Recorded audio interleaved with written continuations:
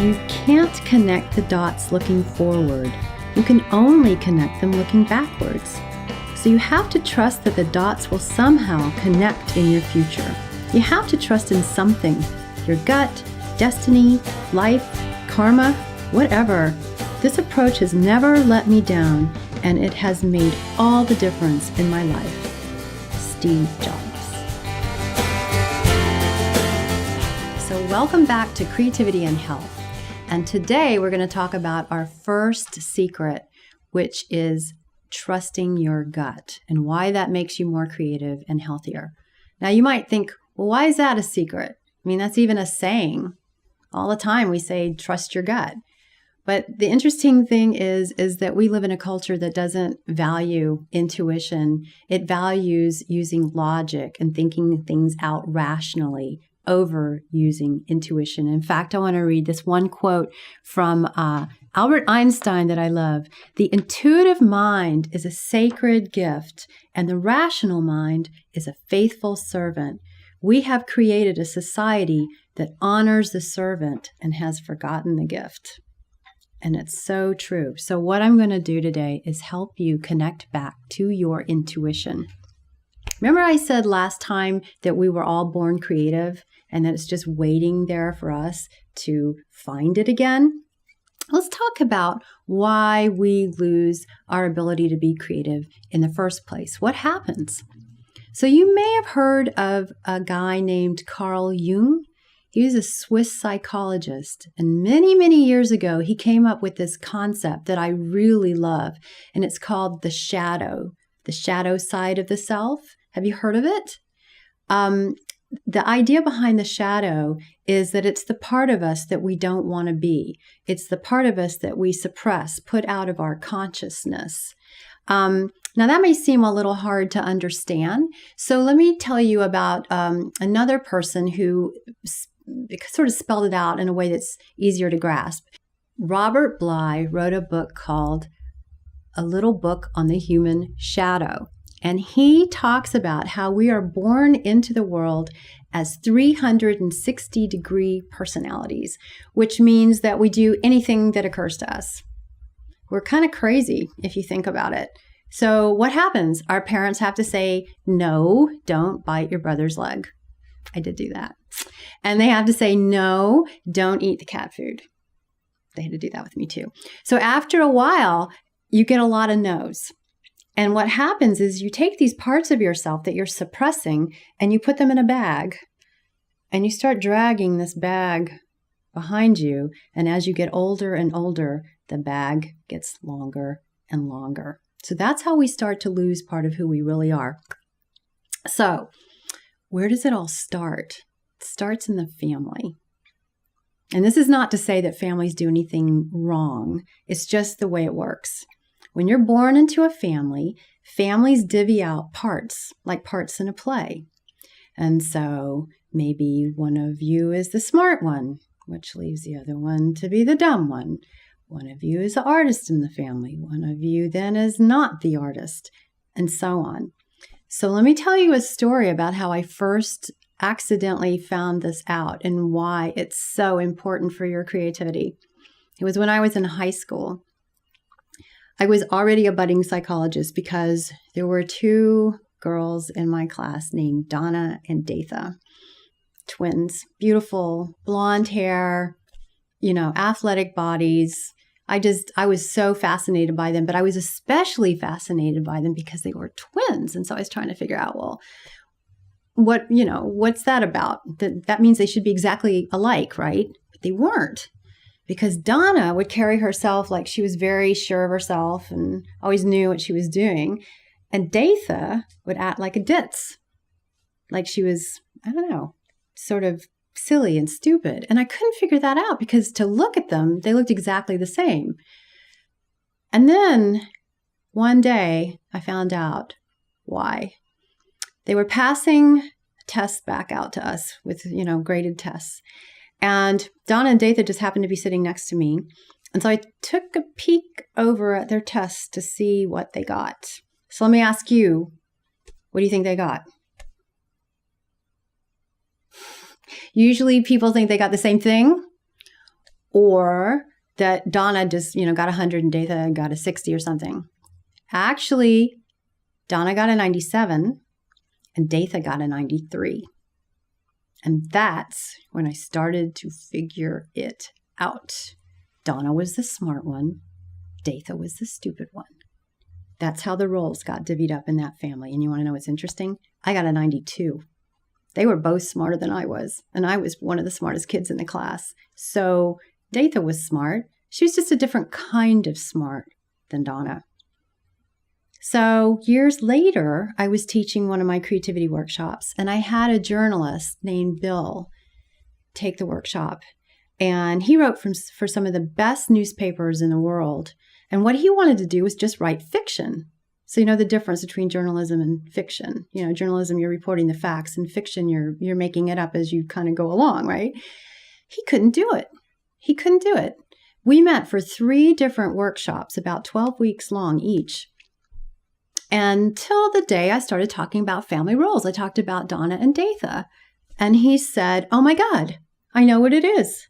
My brother is the artist in the family." He had died, by the way, from AIDS. He wrote plays. He was a piano prodigy. He painted. But because Bill's brother was the artist in the family, Bill thought of himself as the non-artist. He could be a journalist, but he was never going to be an artist. So when we finally figured that out, I said to him, "Why don't you make a sign that says, 'I am a writer,' and put that on your computer every day." And after he did that, he started writing fiction. So it was all a matter of undoing a role, if this is making sense to you, a family role that had been put on him early in life that didn't really match who he was. I've seen this happen to almost every single person I have ever taught. So I'm sure there's a family role that you've taken on that doesn't match who you are. And it keeps you from seeing your gifts. Even your own physical beauty. I had someone take a workshop from me who everyone in the class thought was beautiful, but when we complimented her, she would look down and just kind of get weird about it. And she said, no, my sister is the pretty one in the family. So hopefully you're understanding what I'm saying to you.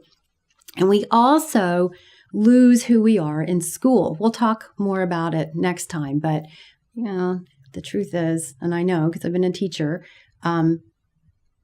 you get an A if you spit back what the teacher teaches you. If you try to do something original, who knows what's going to happen. So those are 2 places you lose a lot of your creative juice, in the family and at school. So how do you get it back?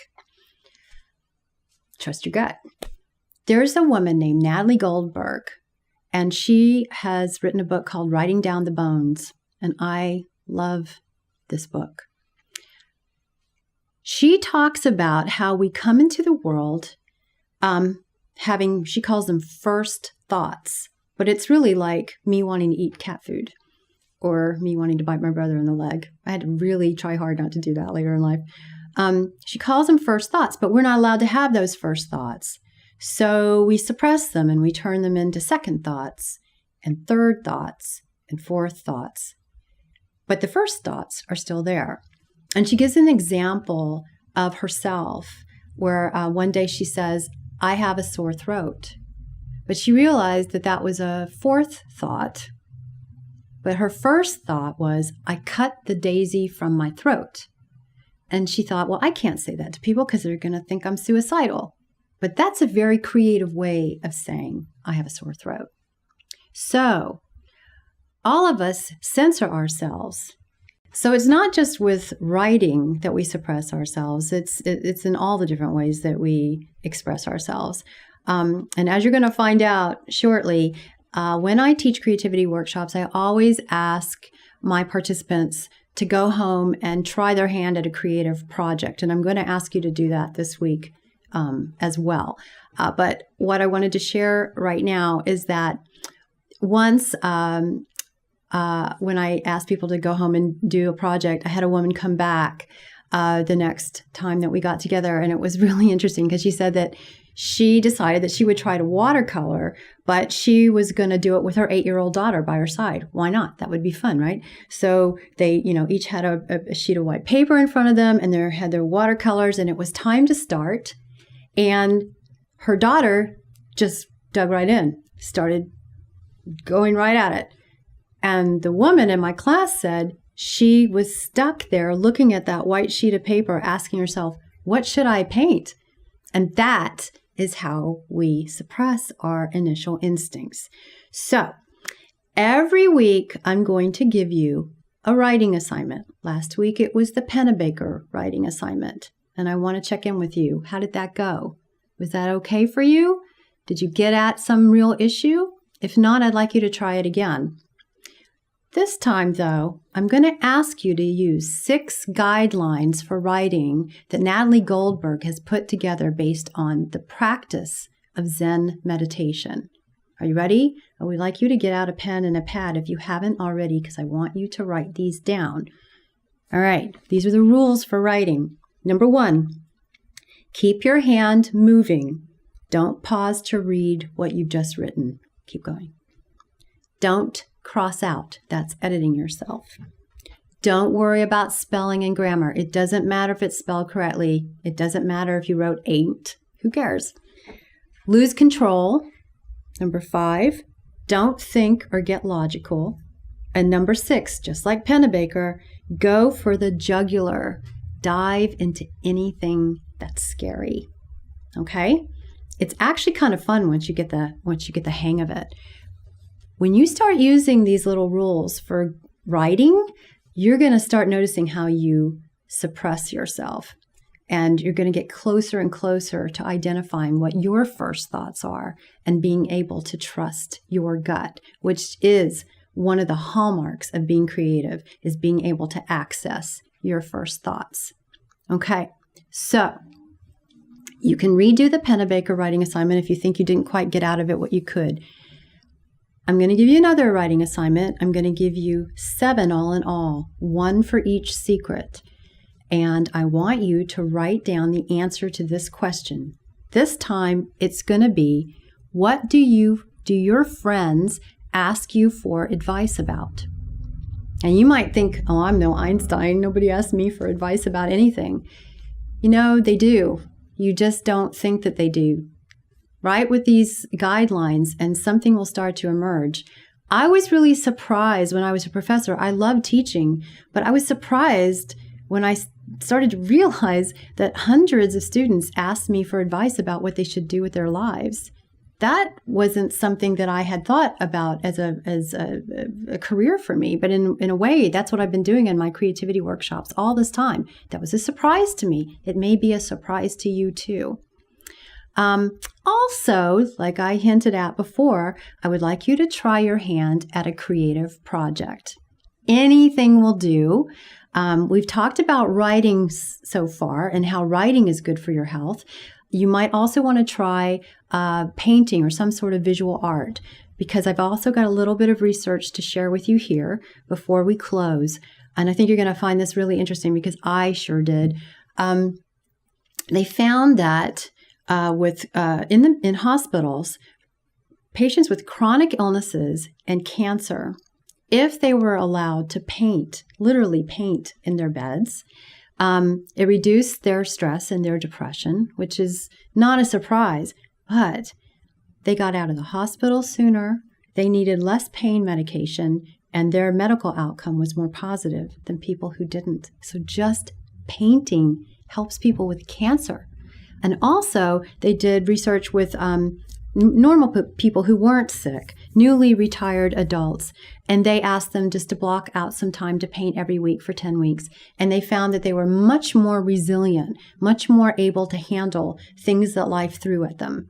So, if you're not sure what to do your creative project on this time, why not try writing or painting or photography or drawing something visual? Because I've already shared with you research that shows that both of those sorts of outlets help your health.